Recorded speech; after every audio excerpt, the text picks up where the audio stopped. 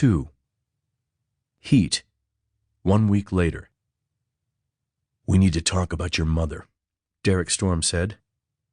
The New York Police Department Captain Nikki Heat holstered her 9mm and studied the man whom moments earlier she had mistaken for an intruder. It was Thursday evening at the end of a very long day, which was itself at the end of several other very long days in Nikki Heat's life. But she had a sense, from the deep circles under her visitor's eyes, that he had also been getting a lot of recent experience with sleep deprivation. "How did you get in?" she asked, stalling while she tried to make sense of the intrusion. "Your doorman is not very good," he said. "Which doorman? Bob Aronson?"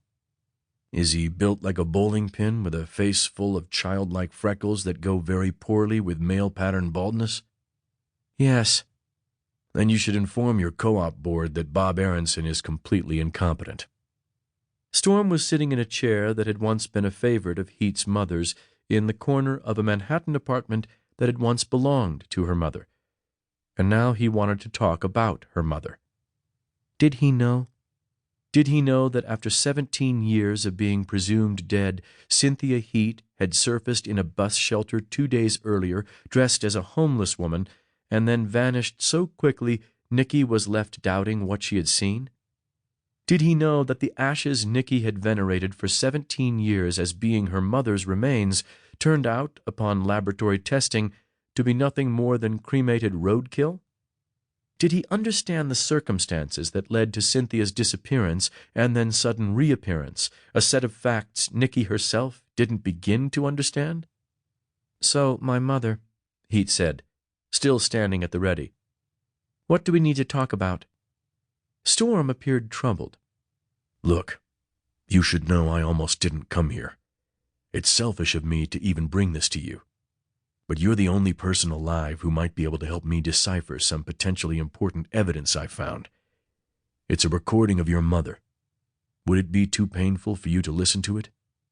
"I'm beyond feeling pain about my mother," Heat said. That was a lie, and Heat suspected Derrick Storm could tell, but he let it pass. "This is all classified, of course, so I'd appreciate your discretion, Captain Heat." "And of course you'll have it." "Thank you," he said. "So first, some background. I think you know from our little jam-up involving the dead currency trader a few years back that I work for a part of the government that likes to operate on the hush-hush. I remember a CIA station agent calling me in the middle of the night, insisting that if I didn't let you go, not only would he be fired, but the world as we knew it would come to an end. That is a testament to the power of the man I work for. His name is Jedediah Jones. He operates a strictly off-the-books unit deep within the CIA. He has solved enough problems for enough important people that he has an essentially unlimited budget. And he works with limited oversight because people in Washington understand it's in their best interests not to ask too many questions about his methods. I think he last corresponded with his morality in the 3rd grade, though he certainly gets things done. I can think of a few people at the NYPD who would love to meet him," Heat said. "I'm sure. Anyhow, the latest insect to capture the attention of Jones's fly swatter is a group of Chinese businessmen known as the Shanghai Seven. Are you familiar with them?" "Not really." Storm told Heat about the Shanghai Seven, the counterfeiting operation he believed them to be behind, his raid, and how his evidence collection ran into interference from the corrupt Colonel Fang. And he just stood there the whole time, smoking cloves, denying that anything was happening, until suddenly he showed up with a squadron of troops. Storm finished. "Which means he was working for the Shanghai Seven, yes?" "Well, yes.